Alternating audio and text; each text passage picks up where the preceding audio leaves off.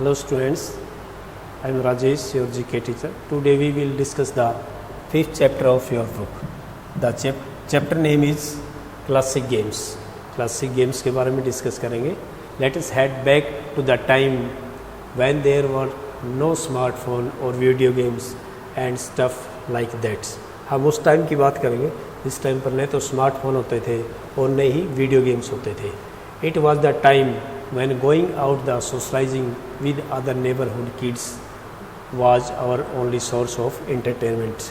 हमारे जो समाज के लोग हैं और पड़ोस के जो बच्चे होते थे वही हमारा entertainment यानी कि मनोरंजन का एक साधन होता था. Given below are some classic childhood games that were also played by our parents. हम कुछ बच्चों के गेम के बारे में डिस्कस करेंगे जो हमारे पेरेंट्स के द्वारा खेला जाता था.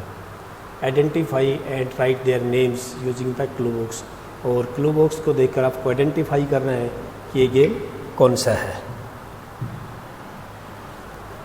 First is this game is played between two team.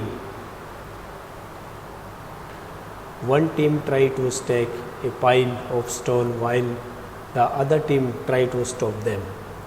ये जो गेम होता था इसमें एक टीम होती थी जो एक स्टोन को इकट्ठा गिराती थी और जो दूसरा टीम होता वो स्टोन को इकट्ठे करने की कोशिश करती थी. एक लाइन के अंदर स्टोन को रखा जाता था और पहली टीम उसको गिराती थी और दूसरी उसको स्टोन सेम उसी पोजीशन पर रखने की कोशिश करती थी. और ये जो गेम था इसका नाम था Pitthu. Next is this game is played among at least 3 persons. 3 candidate होते थे, 3 प्लेयर्स होते थे. The person who its close his her eyes count to a certain number and then try to find the others. एक जो person होता था अपनी आंखें बंद कर लेता था और जो दूसरे हैं वो छिप जाते थे और फिर जो फर्स्ट पर्सन है वो उनको ढूंढने की कोशिश करता था. और ये जो गेम होता था hide and seek.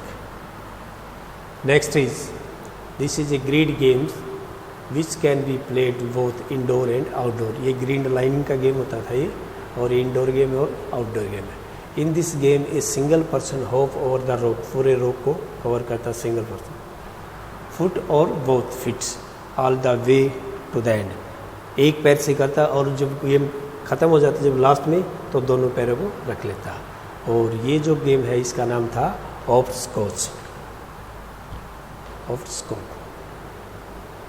Next is this game is very similar to baseball and cricket in which 2 pieces of wood are used in place of bat and ball. इसमें ये जो गेम होता था ये बेसबॉल की तरह या सेम क्रिकेट की तरह होते थे. इसमें लकड़ी के 2 टुकड़े होते थे, एक बड़ा टुकड़ा होता था, एक छोटा होता था. The aim of the game is hit to smaller piece as far as possible. इसमें जो बड़ा टुकड़ा होता था उसे जो छोटे टुकड़े हैं उसको हिट पहुंचाते थे जो दूर भेजने के लिए. और ये जो गेम होता था इसका नाम था gulli danda. Next is this game is played between 2 teams and an objects से a handkerchief which serve as the ball. यानी कि इसमें जो 2 टीम होती थी वो एक हैंकी रखती थी और सर्व करता दूसरों के एज ए बॉल की तरह. A player from each team comes forward and try to take the ball back to his. और दूसरी टीम उसको रोकने की कोशिश करती. और ये जो गेम होता था dog and the ball. Next is this game is played among 7-8 people who sit in a circular. एक सर्कल में बैठ जाते हैं 7 or 8 people. One person thinks up a sentence और phrase and verse whispers it to the next person. जो एक person होता था वो कुछ सोचता था, एक सेंटेंस प्रेज, और फिर नेक्स्ट पर्सन को बोलता था. The next person repeats it to the other person. Next person repeat करता था दूसरों के लिए. और ये जो गेम है इसका नाम होता था चाइनीज विस्पर. ये आपका 5th लेसन था. अब नेक्स्ट 6th लेसन के बारे में डिस्कस करेंगे. Next lesson is worthy words. Some world leader have manage to change others perception and opinion through their speech, effectively displayed their ideologies and beliefs. कुछ great leaders के बारे में, world में कुछ ग्रेट लीडर हुए हैं जो महान नेता हुए हैं, उनके कुछ ओपिनियन यहाँ पे कुछ स्पीचेस डिस्प्लेड की गई हैं, तो उनके बारे में डिस्कस करते हैं इस लेसन में। This speech give inspiring guidance strength people in time to great political and social turmoil. यानी कि उन जो स्पीच का गाइडेंस, जिससे हमें गाइडेंस मिलती है, स्ट्रेंथ, एक महान जो पॉलिटिकल नेता होते हैं, ग्रेट लीडर के डिस्कस किया गया है। ग्रेट लीडर के बारे में बताया गया है, जो महान नेता होते हैं उन्होंने अपने कुछ वर्ड्स यहाँ पे कलेक्ट किए हैं, जैसे बुक्स या वर्ड्स किसी के भी थ्रू जो भी है, एक मोटिवेट करने के लिए कुछ बुक्स यहाँ पे दी गई हैं। Match the percentage who deliver these words famous speech, उनके जो स्पीच हैं उनके बारे में डिस्कस। कुछ स्पीच जो ग्रेट लीडर्स हुए उनके कुछ स्पीच यहाँ पे डिस्प्ले होंगे और आप कुछ लीडर का नेम रीड कर रहे हैं और बताना है ये स्पीच किसने लिखा है। First is Abraham Lincoln, government of the people by the people for the people shall not perish from the earth. जनता का शासन जनता के द्वारा और जनता के लिए शासन धरती से कभी समाप्त।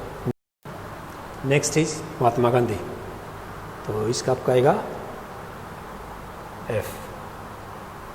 तो महात्मा गांधी जी ने कहा है, hours is not a drive for power but purely a non volatile fights for Indians independence quit India. हमारा शक्ति के लिए अभियान नहीं है, बल्कि ये तो भारतीय स्वतंत्रता के लिए एक अहिंसक लड़ाई है। Next is Martin Luther King, जो मार्टिन लूथर ने कहा है, we hold this truth to be self evident that all man are created equal. I have dream, मतलब मेरा ये सपना है कि सभी लोगों को समान अधिकार दिया गया है। Next is Jesus Christ, Jesus Christ ने बोला है, blessed are the meek for they will inherit the earth. Sermon on the mount, sermon on the mount. धन्य हैं वो लोग, धन्य हैं वो व्यक्ति जो पर्वत पर उपदेश देंगे और पृथ्वी के वारी। ये किसने कहा है? Jesus Christ. Next is Winston Churchill, तो इसका सही है, we shall go on to the end, हम अंत तक जाएंगे। We shall fight in France, France के लिए लड़ेंगे। वी शैल नेवर सरेंडर, कभी सरेंडर आत्मसमर्पण नहीं करेंगे। We shall fight on the beach, चाहे हमें बीच पर भी क्यों ना लड़ना पड़े।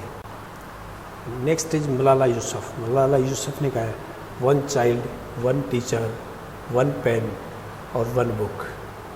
एक बच्चा, एक टीचर, एक पेन, एक book can change the world, दुनिया को बदल सकता है। तो स्टूडेंट्स, आपको ये 5th और 6th लेसन समझ आ गया होगा। Bye students, stay at home, stay safe,